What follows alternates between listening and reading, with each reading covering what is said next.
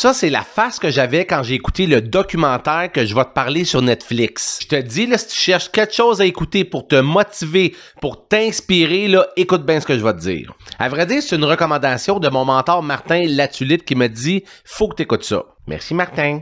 Mais là, je t'avertis tout de suite.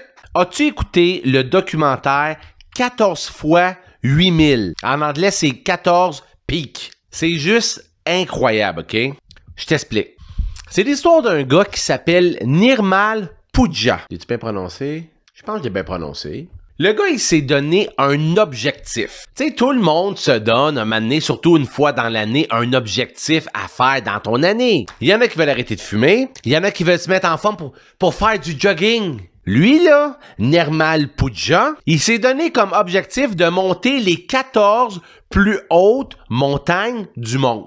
Hey, moi, quand je me fixe un objectif de pas manger de whippet pendant une semaine, je me sens hot. Imagine ça. Mais là, attends, là, c'est pas juste de monter les 14 plus hautes montagnes du monde. Lui, il a dit, je vais le faire dans un temps record. Pour te donner une petite idée, il y a déjà des gens qui ont gravi les 14 plus hautes montagnes du monde. Puis quand je dis les plus hautes montagnes du monde, le mont Everest, c'est une des 14, là. C'est toutes des montagnes de plus de 8000... C'est-tu des mètres ou des pieds?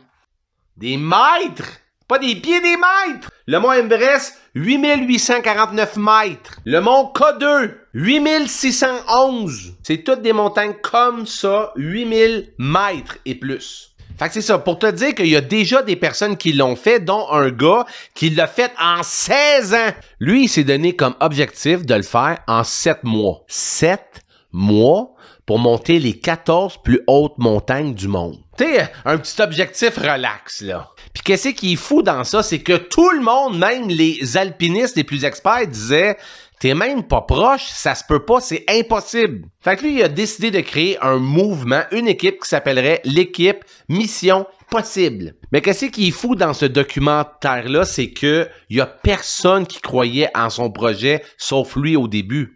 Il y a personne qui voulait financer un projet fou de même. Mais à force de parler avec cœur, avec comment qu'il avait une vision, lui, il avait un pourquoi tellement fort qu'il voulait faire ça, qu'il a convaincu des gens de se joindre à lui parce que ça prend une équipe pour monter 14 fois jusqu'en haut. Puis il a réussi à avoir du financement à force de bûcher puis de croire en son projet. Puis le pire, tu sais quoi? Il a pas réussi à le faire en 7 mois. Il l'a fait en 6 mois et quelques jours! Moi, je vous dis, si vous voulez être motivé, inspiré, allez voir ce documentaire-là. Puis moi, là, ce que je retiens, c'est des grandes leçons de vie qu'on peut mettre dans notre vie, dans notre entreprise. J'en retiens 3. La première, c'est qu'avant de partir dans un projet, ça prend de la préparation. Veux pas, le gars, il s'est entraîné. Le gars, il s'est préparé autant le corps, l'esprit pour atteindre cet objectif de fou-là. Fait que toi aussi, si tu as un projet, des fois, les gens se lancent sans rien penser. C'est important de se préparer avant d'affronter un tel défi. Votre mont Everest à vous autres. Deuxièmement, c'est la persévérance. Il n'y a rien de facile dans le fait de monter une montagne de 8000 mètres et plus. Comme tout le monde, il y a eu des doutes. Comme tout le monde, il y a eu peur. Il y a eu peur de mourir réellement.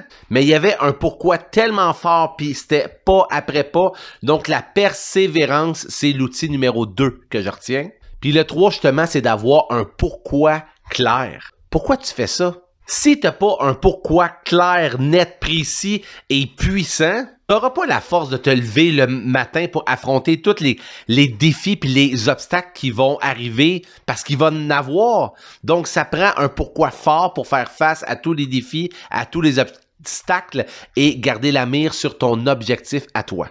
Puis une chose que je veux ajouter, là, il y a 3 choses que j'ai dit. Il y a bien se préparer, la persévérance et avoir un pourquoi fort. Mais il y a tellement de gens qui restent dans l'étape numéro 1, la préparation. Ils se préparent pour le projet, ils se préparent. Oups, on va lire un autre livre, je suis pas encore prêt, je me prépare. Un moment donné, là, faut juste y aller, on se lance, puis il faut affronter votre mont Everest à vous autres. Hey, c'est fou pareil quand tu y penses, hein? Il l'a fait en 7 mois, ce que d'autres ont mis une vie à faire. Moi, ce que je veux que tu te poses comme question, c'est dans 7 mois, où est-ce que tu vas être? Est-ce que tu vas être encore en préparation pour affronter ton mont Everest à toi? Vas-tu commencer à faire tes premiers pas? Tu vas-tu être en plein milieu d'une tempête? Ça se peut, ça aussi.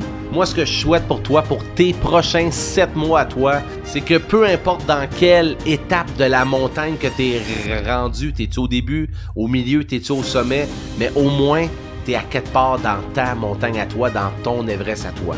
Hey, si tu crois que cette capsule-là peut motiver ou inspirer des gens, ben ça serait super gentil de la partager, de diffuser le message. Si tu aimerais peut-être que je t'accompagne dans ton mont Everest à toi, ben je te donne rendez-vous sur mon site web jflatendresse.com.